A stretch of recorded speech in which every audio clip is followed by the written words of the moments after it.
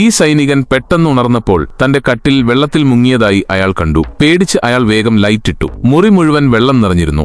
ജലനിരപ്പ് ഇപ്പോഴും ഉയരുകയായിരുന്നു. മുറി മുഴുവൻ വെള്ളത്തിനടിയിലാവാൻ അധിക സമയമെടുക്കില്ലായിരുന്നു. കൂട്ടത്തിലുണ്ടായിരുന്ന ഒരാൾ ടോയ്ലറ്റിലൂടെ ശ്വാസമെടുക്കാമെന്ന് എല്ലാവരോടും പറഞ്ഞു. പക്ഷെ അയാൾ അത് പറഞ്ഞതും പെട്ടെന്ന് വെള്ളം സീലിംഗിലെത്തി. എല്ലാവരും വേഗത്തിൽ ടോയ്ലറ്റിലേക്ക് നീന്തി. പക്ഷേ ആ സൈനികൻ വാതിലിന്റെ അടുത്തേക്ക് നീന്തി. എന്നിരുന്നാലും മുറിയിലെ അമിതമായ ജലസമ്മർദ്ദം കാരണം വാതിൽ തുറക്കാൻ കഴിഞ്ഞില്ല. അപ്പോഴേക്കും മറ്റുള്ളവർ ബാത്റൂമിലെത്തിയിരുന്നു. അവർ ആദ്യം ഷവർ ഹെഡ് നീക്കം ചെയ്തു. എന്നിട്ട് ഹോസ് ടോയ്ലറ്റിലേക്ക് ആഴത്തിൽ തിരുകി. ഇത് അവർക്ക് ഹോസിലൂടെ ശ്വാസമെടുക്കാൻ സഹായകമായി. അതേസമയം വാതിൽ തുറക്കുന്നതിൽ പരാജയപ്പെട്ട സൈനികൻ ശ്വാസമെടുക്കാൻ ടോയ്ലറ്റിലേക്ക് പോകാൻ ശ്രമിച്ചില്ല. പകരം അയാൾ ഒരു ചില്ലുജനലിന്റെ അടുത്തേക്ക് നീന്തി. അയാൾ ആദ്യം താഴെയുള്ള പൈപ്പിൽ പിടിക്കുകയും എന്നിട്ട് അത് തകർക്കാൻ ശക്തമായി ഇടിക്കുകയും ചെയ്തു. പെട്ടെന്ന് തന്നെ ഗ്ലാസിൽ വിള്ളലുകൾ പ്രത്യക്ഷപ്പെട്ടു. കുറച്ചുകൂടി ശക്തമായി ഇടിച്ചതിനു ശേഷം ഗ്ലാസ് പൂർണ്ണമായും തകർന്നു. അങ്ങനെ സൈനികൻ എല്ലാവരെയും രക്ഷിച്ചു. അപ്പോൾ അടുത്തുള്ള ഒരാൾ സമയം നോക്കി വേഗം അത് തന്റെ നോട്ട്ബുക്കിൽ എഴുതിവെച്ചു. ഇത് ഉന്നത ഉദ്യോഗസ്ഥർ ഏജന്റുമാർക്ക് നടത്തിയ ഒരു പരീക്ഷണമാണെന്ന് അപ്പോഴാണ് മനസ്സിലായത്.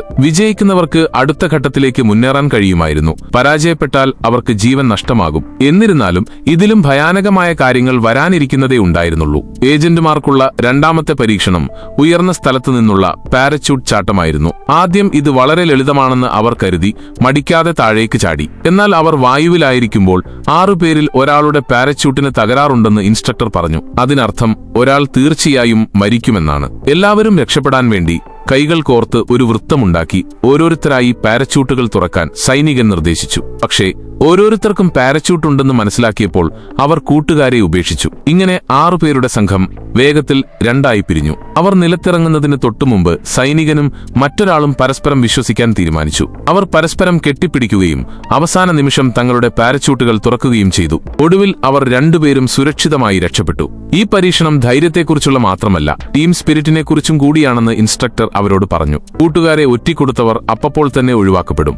കാരണം അവർ ഏജന്റുമാരാകാൻ യോഗ്യരല്ലായിരുന്നു. പരീക്ഷണം കഴിഞ്ഞപ്പോൾ എന്തുകൊണ്ടാണ് തനിക്കാണ് പാരച്യൂട്ട് ഇല്ലാതിരുന്നത് എന്ന് സൈനികൻ ഇൻസ്ട്രക്ടറോട് ദേഷ്യത്തോടെ ചോദിച്ചു. വിശദീകരിക്കുന്നതിന് പകരം ഇൻസ്ട്രക്ടർ സൈനികന്റെ ബാഗ് തുറന്നു. അപ്പോൾ എല്ലാവരുടെയും പാരച്യൂട്ടുകൾ നല്ല നിലയിലായിരുന്നെന്ന് മനസ്സിലായി. ഈ പരീക്ഷണത്തിന്റെ ഉദ്ദേശ്യം സ്വാർത്ഥരും തന്റെ കാര്യം മാത്രം നോക്കുന്നവരുമായ ആളുകളെ ഒഴിവാക്കുക എന്നതായിരുന്നു. അത് പൂർണ്ണമായും വിജയിക്കുകയും ചെയ്തു.